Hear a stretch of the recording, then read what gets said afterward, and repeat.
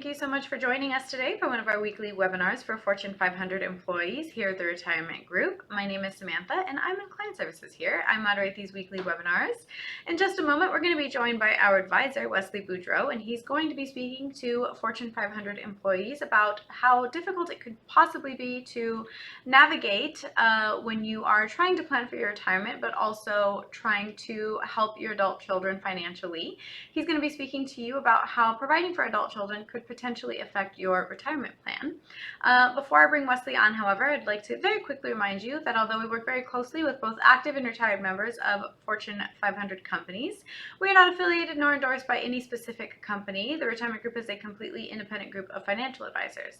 Please keep that in mind. After Wesley's presentation, I will be on again very quickly to ask him any of the questions you may have entered into the Q&A chat throughout his presentation. It is 100% anonymous. We encourage you to ask away, and Wesley will answer as many as he can, time permitted, of course. We like to respect your time and get you out to enjoy your afternoon. And with all of that boring stuff out of the way now, let's bring on our speaker today, Wesley Boudreau. Hi, Wesley.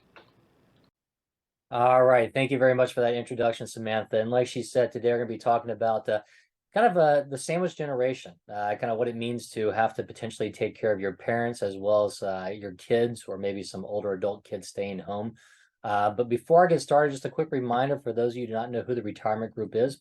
We are an independent financial advisory firm that focuses on working with corporate employees and helping them transition into retirement. We've done this for quite extensively for a little bit over 32 years with a lot of Fortune 500 companies.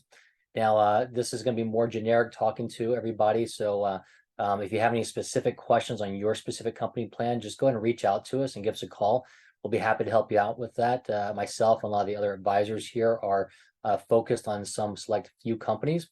What that does, it gives us the ability to have a deeper understanding of your benefits plans inside and out, whether it be your pension, your 401k, your life insurance, healthcare, retiree medical benefits, things like that.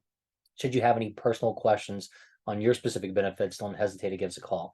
We do have offices throughout the country, so rest assured if you need to sit down with somebody face-to-face, we can likely still accommodate that. But obviously, this day and age, it's very easy to have web meetings, phone calls, email communication, whatever your preferred method is, just go ahead and let us know.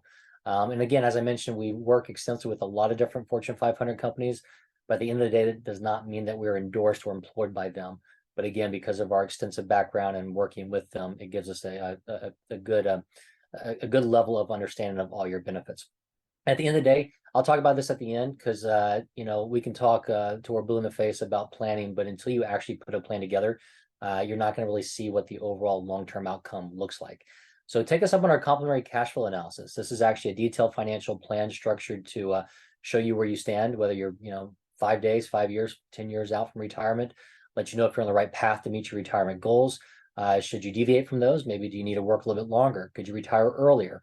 Do you need to cut back your spending? Things like that. We can go through all of that, which obviously ties into play with some of the topics we're going to talk about today, which again is the unforeseen expenditures maybe on your parents or on your kids or adult kids, which we'll talk about here as well.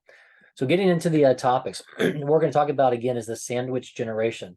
I myself am kind of moving into this here slowly but surely. Hopefully not. I've got aging parents, but the sandwich generation is going to be the generation where we might be responsible for taking care of our parents, whether it be financially, physically, emotionally. There's probably going to be some type of caretaking involved in that. And then at the same time, you're also taking care of your kids. I got 5 kids. We got 5 kids. So if I were having to take care of my parents at the same time as the kids, that obviously is a hindrance to potential retirement savings. So we'll talk a little bit about that today. Now, if you've got young kids, it is what it is. You got to take care of them, obviously. But if you have older kids that have unfortunately maybe moved back to live with you for a couple years or a couple months, then it may be a different situation. We'll talk about some of that today as well, how to maybe kind of mitigate some of that or educate them on covering their own, if you would. We'll talk about the financial challenges faced with supporting the family members we just talked about. I'll give you an example or two of kind of how it adds up over time and the impact it can have on your personal retirement plans. So again, at the end of the day, the goal is to set aside enough money to build yourself a sound retirement plan so you can retire when you want to and enjoy the retirement years. But again, some of these other aspects can hinder that. So we'll talk about that throughout the course of this webinar. So the stakes, I mentioned the sandwich generation right now, about half of the sandwich generation, if you would, 47%, are actually delaying retirement in order to support their family. And I can speak to this from experience because we work with a lot of clients that unfortunately are kind of stuck in the same situation. I've got some that go 4 generations where they're actually, taking care of a parent, and they've also got a child and a grandchild or two staying at home with them. So there's 4 generations in the family, and they're at the latter part of their career. Maybe they're in their early 60s or so, and they were hoping that, hey, this is the time I'm going to kind of pad my savings, if you would, in order to have a sound retirement. But on the flip side, they're not able to do that because they're spending more on the entire family situation. At the end of the day, it becomes a needs versus wants, and a lot of times we do need to protect and take care of our family, but we also need to kind of decipher the differences between needs and wants when it comes to helping and supporting those adult kids, and we'll talk about that as well. But right now, one study shows the average expenditure on housing an adult kid is going to be about $1,400 per month. So obviously, if you're spending that on a child and it's excess expenses that you weren't planning on having, it can diminish your long-term retirement savings quite extensively. Let's face it, the typical goal we've all have is if we're going to raise a family, we're going to cover those kids hopefully through college, maybe a little bit beyond or so, and then hopefully we're empty nesters or they're off the books and we're able to increase our retirement savings and kind of catch up and build more through those latter parts of our career in order to pad our retirement. Now, in some cases, those kids are staying in college longer or coming back and staying home or disrupting some of those. And just take a look at that $1,400 for an example. $1,400 a month. Let's say if you had a child come back home and stay with you for a long period of time, let's say 5 years. $1,400 a month, 5 years, $84,000 of expenses over that 5-year period. And then if you fast forward, what would that amend? What would that admit? What's the opportunity cost? That $1,400 a month for 5 years invested, let's say in your 401k or a brokerage account or something like that, getting just a basic 6% rate of return, that would grow to about $98,000. So just shy of $100,000. And then take that a step further. Let's assume that your child came back to stay with you about 10 years prior to retirement, and they stayed for 5 years. So that same amount, that 84,000 you spent on them, if you would let that grow another 5 years for that overall 10 years, would have been about $130,000. So you might be spending 84,000 out of pocket on this 1,400 a month, but in the end, it might be cost you $130,000 in order to take care of them. So the question becomes, drilling down on your budget, your expenses, and how much are you going to actually support those children again on their needs versus their wants. So let's kind of get to some of the steps we talk about in order to have a better understanding of the situation and some clarity between you and your kids that are potentially staying with you. Number one, you got to prioritize your retirement savings and the goals. You need to educate those children, whether they're as young as mine or whether they're in their 30s or 40s, on what's going on and what to do and how to plan for their own goals as well.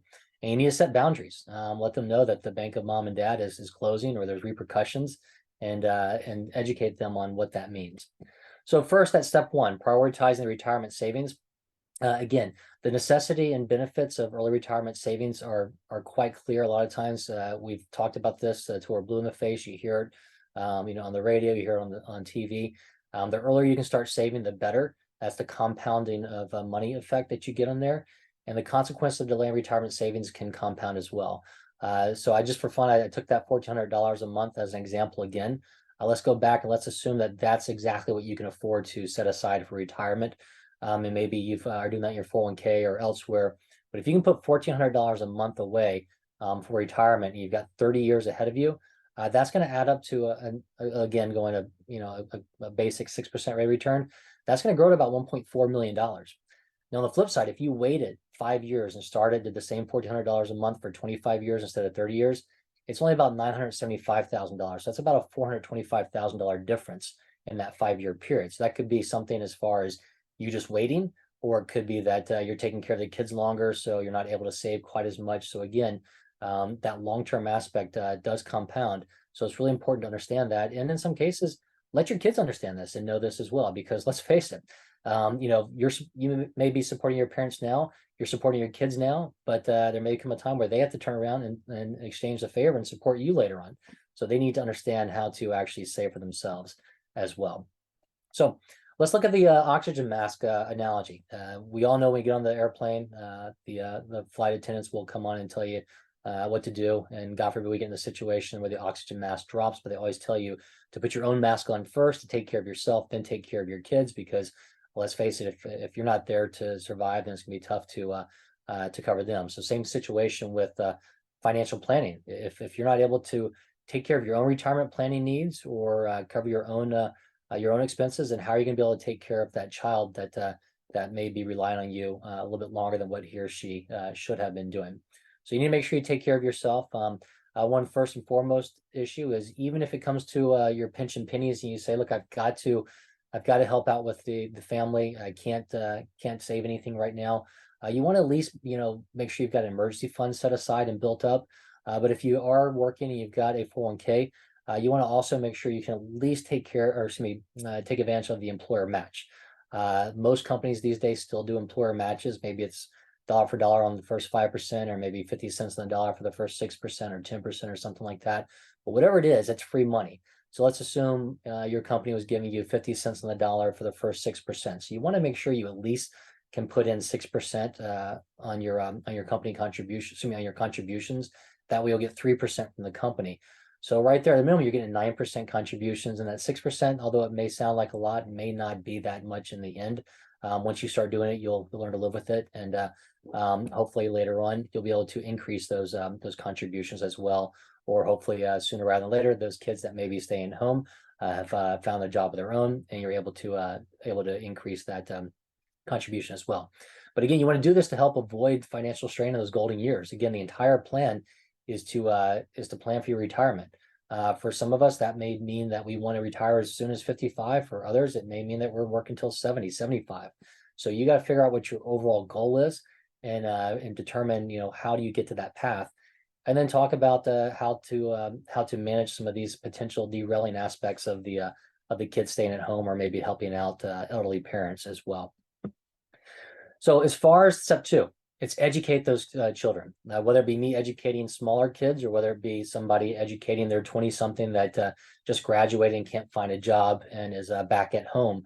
But the education comes early, and it comes often. But you need to educate them on financial responsibility and financial behaviors, because let's face it, unfortunately, our schools these days, media and social experience are not necessarily going to be that favorable towards savings and educating our children. We need to take control of that.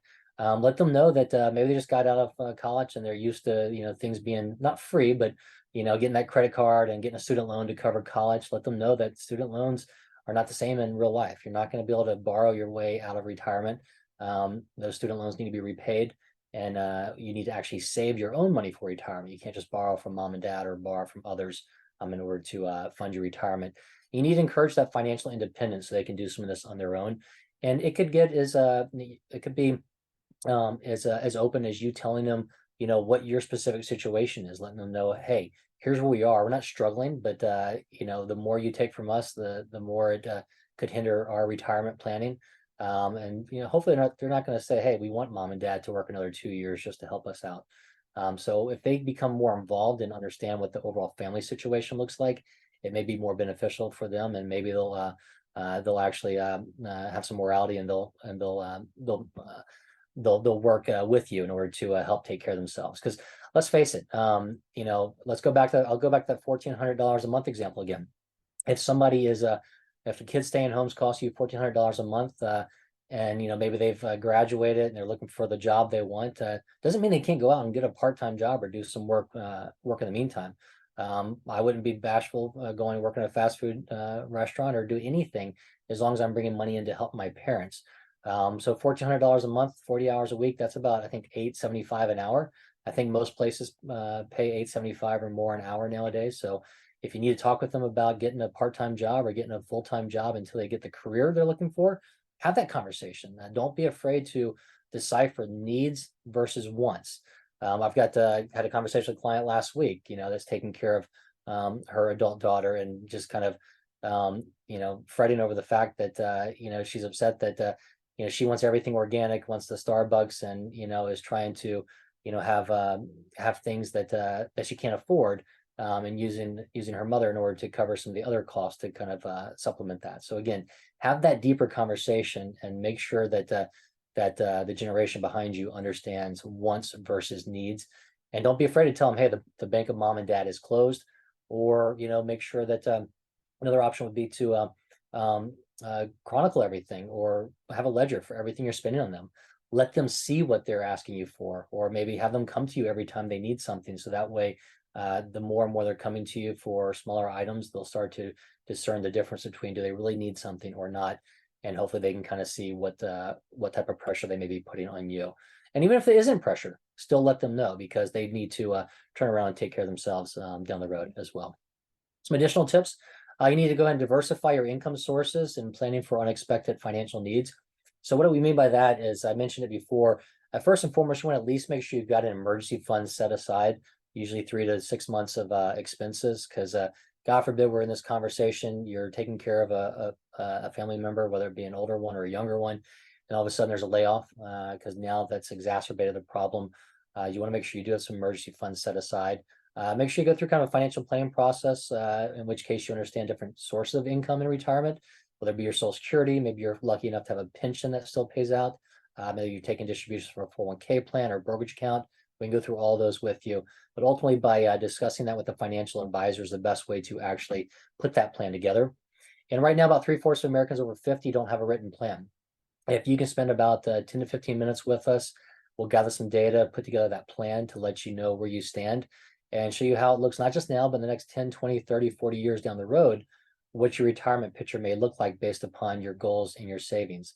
Again, I mentioned we work with a lot of different companies. So if you have specific company questions, that's where this comes into play as well. Whether you're trying to determine, hey, should I take the pension as a lump sum or an annuity? Should I retire this quarter or next quarter? What do I do with my 401k? Is there NUA? We go through all those different options as well. But if you're simply looking at getting a financial plan together, even if you're younger, we can do that for you as well. And it may be something you can reference or share with your kids. Show them, hey, look, if I support you for another 2 years, it's going to cost me X, Y, Z in retirement. It means I have to work another year or cut back my expenses. We can go through that with you as well if you'd like some actual data to show them.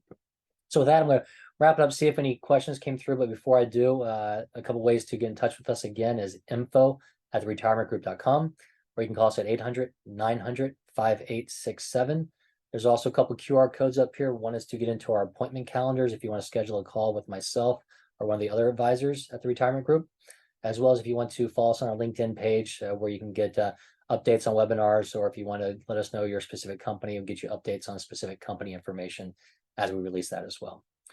So hopefully if that wasn't, I didn't chastise too many people, but at the end of the day, again, you've got to have those hard conversations and talk with your kids if you are supporting them. But with that being said, do we have any questions come through, Samantha? Yeah, Wesley, let's answer a couple questions. This first one, is there a tax break for taking care of my adult kids? Okay, yeah, so it depends upon if you have them as a dependent or not. So there's some different tax benefits for dependents, which are going to be, it's 17 or 18 and under, or 24 and under, still attending college at home. But the child tax credit, that's going to be for 17 and under. But there is actually it's called I'm not a tax advisor, but I think it's other dependent credit. It's something like that, dependent or credit for other dependents. And that could be a parent or an adult child, but it's based upon if you are supporting them, paying more than half of what their essential expenses are, or covering their needs. If they meet a certain income threshold level and you meet an income threshold level, then you can get a $500 tax credit for them. So again, that can be a 27-year-old that's living back with you, or it could be an 85-year-old mother you're taking care of. And in some cases can be a non-family member as well. But to get into that, you might want to talk with your CPA or dig into it. But there is a small benefit, small help there. Alrighty, thank you. Next one. Where should I save for extra expenses related to my kids? Okay. Well, we mentioned before, you want to make sure at least you get that emergency fund set aside. Do that first and foremost. If you can take advantage of the company matches we talked about before in a 401k, if you have that, you want to do that as well, because that's free money. But as far as saving towards planning for kids' expenses, whether it be a young kid, most of us think that we got the day-to-day expenses. We hopefully are going to cover those. College is going to be a big one, so you can look at what's called a 529 plan. which is going to be a kind of like a Roth IRA, which you're able to save that towards their college expenses, but it grows tax-free. You could also save in a regular brokerage account for yourself. If you're saving for a child, there's what's called an UGMA or an UTMA, a Uniform Gift to Minor or Uniform Transfer to Minors account, I believe. You can save those for them as well, but you have to be a little careful there because when it comes to financial aid planning with the college, those accounts have higher weighting, whether or not they get financial aid. So that's for younger kids. If it's an older kids that are coming back, unfortunately, it's probably going to be, you pay as you go. But if you want to tell them, hey, look, you're coming back here. I'm only giving you 6 months. If you can afford to do it, I'm putting this, XYZ, let's say $10,000, $15,000 into this account.